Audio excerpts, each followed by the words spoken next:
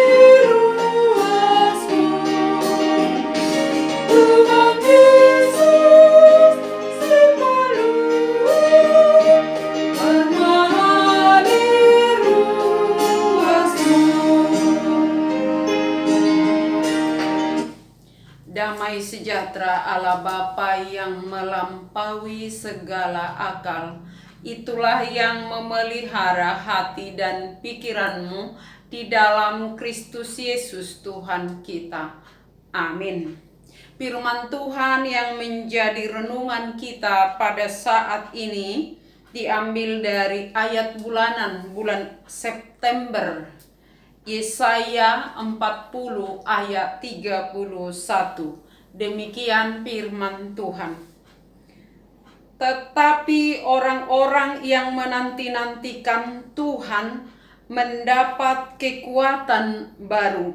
Mereka seumpama raja wali yang naik terbang dengan kekuatan sayapnya. Mereka berlari dan tidak menjadi lesu.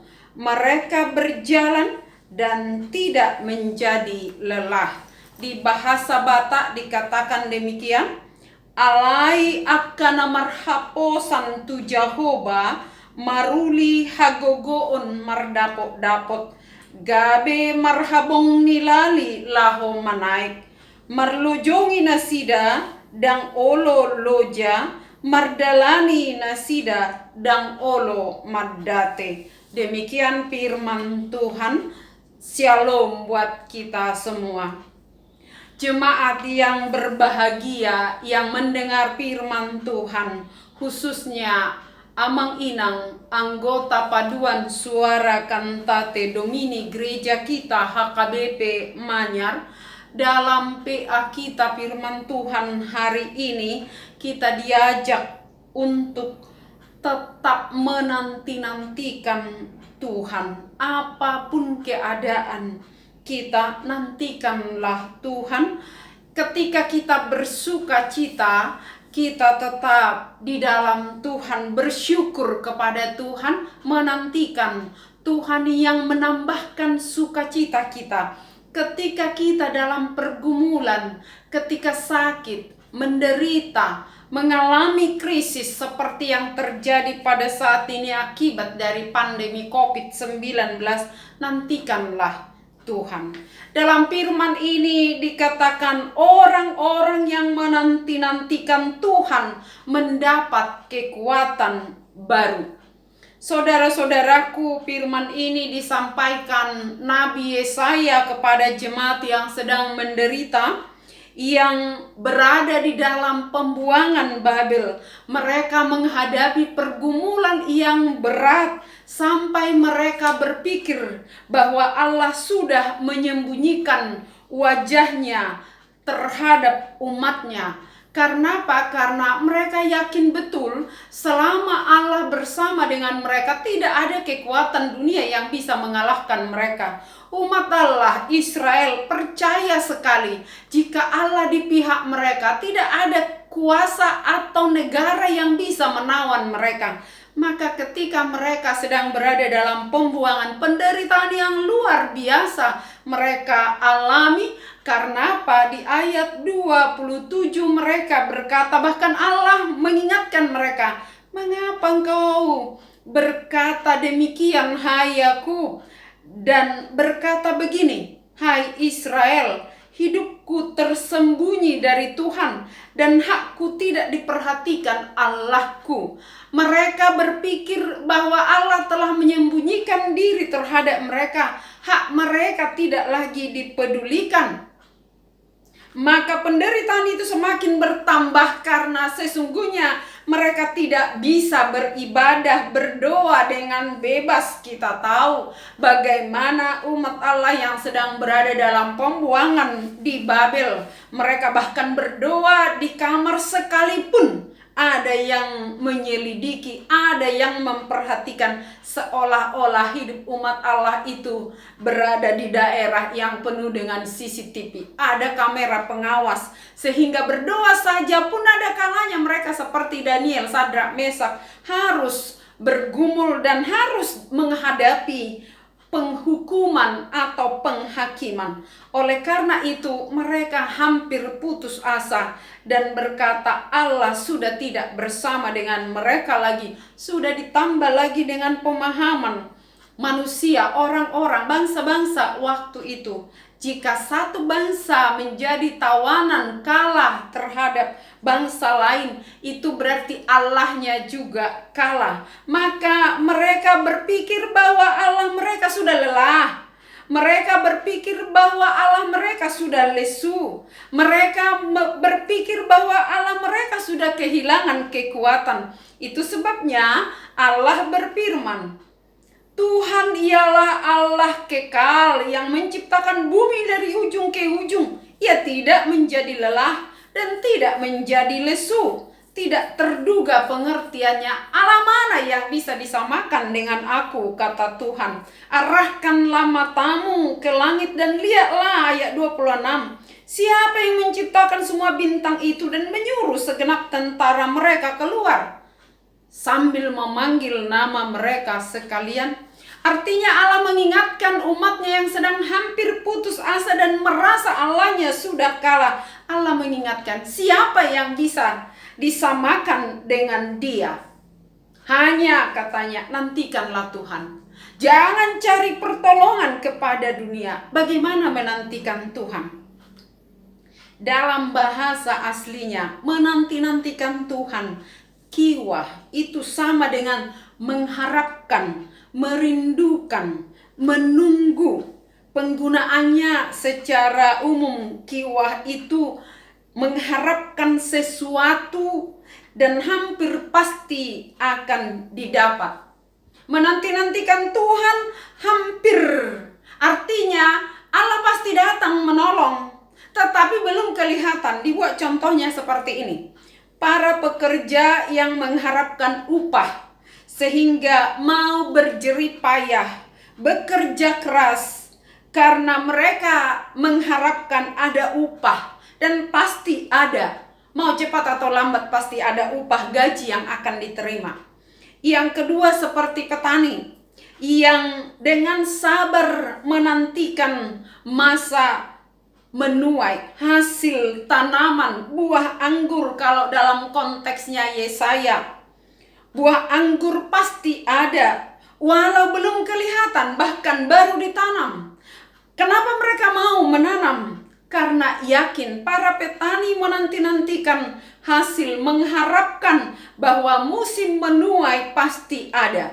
Karena itu firman Allah diserukan Yesaya kepada umat yang menderita di pembuangan, yang merasa lelah seperti kehabisan tenaga. Mereka juga hampir putus asa karena berpikir hidupnya sudah tidak berarti apa-apa lagi. Identitas mereka sebagai umat Allah, sebagai satu bangsa sudah hancur karena mereka sudah berkeping-keping, tercerai berai, berada dalam pembuangan. Tidak ada kekuatan, tidak ada raja, tidak ada pasukan, tentara yang bisa membela mereka, dan sesungguhnya mereka sadar bahwa panglima tertinggi bagi mereka adalah Allah, dan mereka berpikir Allah panglima tertinggi itu sudah meninggalkan dan membiarkan mereka tidak lagi membela hak mereka. Maka diingatkan, nantikanlah Tuhan, berbahagialah orang yang menantikan Tuhan. Itu yang menjadi judulnya yang saya buat. Berbahagialah orang yang menantikan Tuhan. Di mana letak kebahagiaannya? Dikatakan mereka seumpama raja wali yang naik terbang dengan kekuatan sayapnya. Mereka berlari dan tidak menjadi lesu. Mereka berjalan dan tidak menjadi lelah. Kebahagiaan orang yang menantikan Tuhan, yang mengharapkan pertolongan Tuhan, adalah mereka yang menyerahkan dirinya sepenuhnya, dikendalikan oleh Tuhan, mempercayakan diri kepada Tuhan. Karena orang yang menanti-nantikan Tuhan yakin betul bahwa Tuhan pasti datang menolong. Cepat atau lambat Tuhan pasti datang.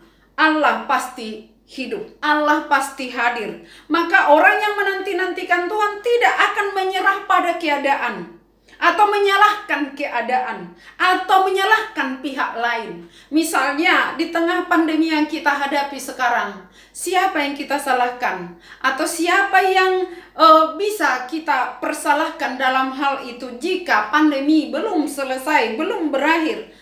Mungkin ada yang menyalahkan para medis, mungkin ada yang menyalahkan pemerintah, mungkin ada yang menyalahkan situasi. Tetapi sebagai orang yang percaya, jangan pernah menyerah pada keadaan apapun itu, entah kemiskinan atau kekayaan, entah sakit atau apapun. Tetapi nantikanlah Tuhan, penolong yang setia. Sama seperti pengawal di malam hari, yang jaga di malam hari. Dia berjaga dan yakin betul pagi pasti tiba. Mazmur 130 ayat 5. Yang jaga malam itu yakin betul tidak mungkin malam terus, pasti tiba waktu pagi. Atau bagaimana kita meyakini tak selamanya mendung itu kelabu, kata penyanyi. Atau habis hujan tampak pelangi, atau habis gelap pasti ada terang. Dan bagaimana kita meyakini di balik duka pasti ada sukacita.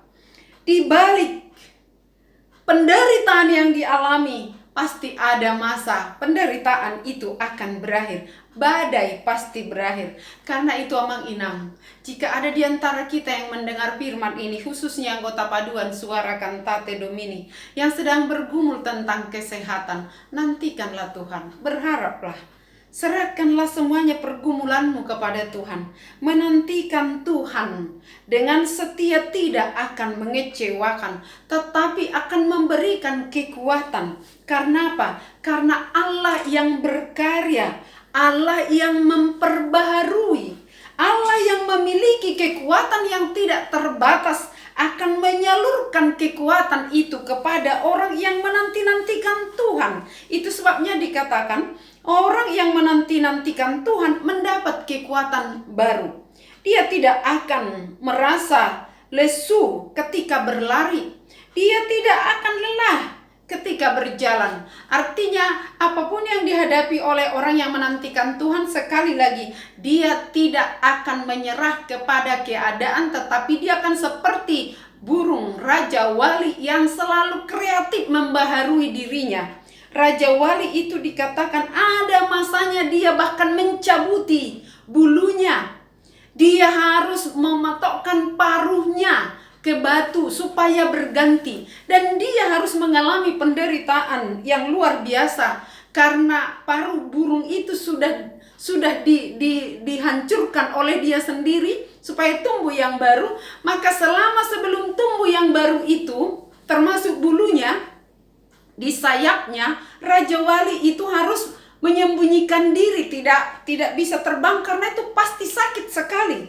Tetapi menantikan pembaharuan pertumbuhan paruhnya, untuk bisa terbang kembali dengan bulunya, dengan sayapnya yang baru. Dia harus sabar menantikan masa itu, walau sekali lagi harus menderita, bahkan untuk mengambil makanannya pun dia harus sakit. Karena itu ketika dia sabar dan dia tahu itu pasti menderita, kalau dicabutinya bulunya, bahkan paruh burung itu untuk bertumbuh yang baru. Kita bisa baca di 2 Samuel 1 ayat 23 bahwa burung Raja Wali mempunyai daya terbang yang paling cepat, mempunyai kemampuan membaharui diri. Dalam waktu yang beberapa lama ia harus tahan menderita. Tapi setelah dia mendapatkan pembaharuan itu, sampai terbang tinggi sekalipun, dia tidak akan lelah. Karena itu, beri diri dibaharui oleh Allah. Orang yang menanti-nantikan Tuhan adalah orang yang mau masuk dalam proses rencana Allah. Sakit atau bagaimanapun keadaannya, sabarlah, kata firman Tuhan di Roma 12 ayat 12. Sabar dalam penderitaan, tekun di dalam doa. Roma 12 ayat 12 saya coba baca. Bersukacitalah dalam pengharapan, sabarlah dalam kesesakan, dan bertekunlah dalam doa. Tuhan pasti datang menolong, membaharui. Allah yang memberi kekuatan kepada kita, sehingga kita selalu mendapat kekuatan yang baru asal kita mau. Tuhan menolong kita. Amin. Kita berdoa. Terima kasih Tuhan atas firman yang mengingatkan kami agar kami selalu menanti-nantikan Tuhan di dalam hidup kami. Karena bersama dengan Tuhan kami pasti berbahagia. Dan yakinkan kami Tuhan bahwa Engkau ada. Sekalipun kami sedang menderita, sedang mengalami sakit penyakit, sedang menghadapi pergumulan keluarga, ekonomi, anak-anak, karena pandemi COVID-19, biarlah kami boleh sabar dan tekun menanti-nantikan Tuhan menyatakan karya-Mu, Allah yang menjadikan langit dan bumi, Allah yang memiliki hidup kami. Allah pasti datang menolong kami dan tidak akan membiarkan kami. Allah yang tidak ada tandingannya dan tidak ada yang bisa mengalahkan Allah. Kami percaya itu. Kalau Tuhan mengizinkan kami menghadapi pergumulan, itu adalah bagian dari proses yang kami lalui untuk membentuk kami menjadi orang-orang yang berbahagia, yang semakin kuat dan memiliki prinsip karakter yang kuat. Tolong kami Tuhan agar kami boleh setia di dalam firman-Mu. Dan kami berdoa secara khusus untuk anggota paduan suara Cantate Domini yang masih Tuhan izinkan mengikuti ibadah hingga pada saat ini.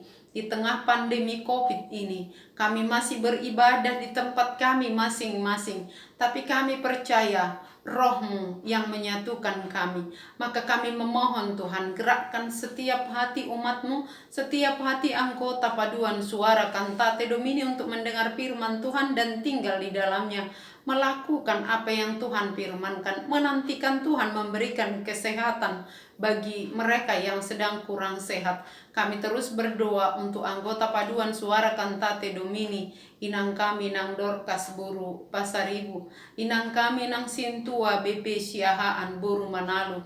Tuhan mengetahui keadaan mereka, karena itu lawatlah mereka Tuhan, berikanlah kesehatan juga bagi orang tua kami yang lansia, anggota paduan suara Cantate Domini. Tambahkan kekuatan, kasih, hikmat yang daripada-Mu Tuhan, sehingga seberapapun umur yang Tuhan berikan, mereka tetap hidup dalam sukacita, dalam doa, dalam pengharapan. Apapun yang mereka lihat di tengah keluarga, anak-anak, cucu-cucu mereka, biarlah mereka boleh memahaminya dengan hikmat yang daripada-Mu. Kami juga berdoa Tuhan buat seluruh jemaat-Mu, Tuhan yang mengetahui keadaan kami, mulai dari anak-anak yang kecil sampai yang lansia. Berkenanlah Engkau Tuhan memelihara kehidupan mereka semuanya di tengah situasi sekarang ini. Hanya Tuhan yang kami nantikan yang dapat membaharui keadaan dunia ini, negara ini, bahkan keadaan hidup kami masing-masing. Baharuilah hati, kekuatan, dan iman kami semakin dibaharui, makin dekat kepada Tuhan. Biar kami boleh tekun seperti petani menantikan masa menuai, atau kami seperti pekerja yang mengharapkan upah dan pasti ada waktu untuk menerima upah, sehingga kami boleh setia di dalam firman. Bahkan negara ini kami doakan, pemerintah kami doakan. Biarlah Tuhan yang menyatakan kuasa-Mu, pembaharuan-Mu, pemulihan-Mu Tuhan, sehingga negara ini boleh berjalan dengan masyarakat yang sejahtera dan sehat. Berkati para pemerintah kami, para aparat, para medis, semuanya yang bertugas. Biarlah Tuhan yang memelihara kehidupannya. Terima kasih Tuhan untuk semua kebaikan-Mu. Berkati juga mereka yang sedang berulang tahun kelahiran dan pernikahan. Tambahkan sukacita agar semuanya boleh bersukacita di dalam Tuhan. Di dalam nama Yesus kami berdoa. Amin. Marede mahita sian buku ede nomor 280 sada ayat sada laus tapasahat peleata.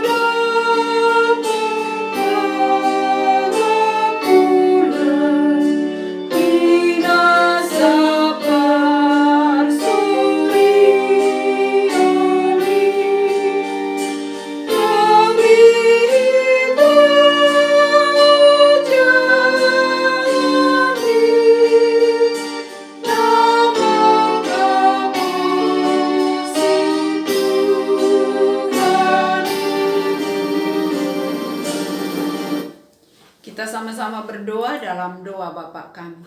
Bapa kami yang di surga, dikuduskanlah namamu, datanglah kerajaan-Mu, jadilah kehendak-Mu di bumi seperti di surga. Berikanlah kami pada hari ini makanan kami yang secukupnya, dan ampunilah kami akan kesalahan kami seperti kami juga telah mengampuni orang yang bersalah kepada kami. Dan janganlah membawa kami ke dalam pencobaan, tetapi lepaskanlah kami daripada yang jahat. Karena Engkau yang punya kerajaan, kekuasaan, dan kemuliaan sampai selama-lamanya. Amin.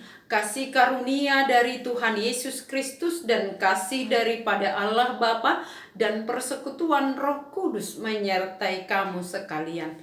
Amin. Horas, salam sehat untuk kita semua.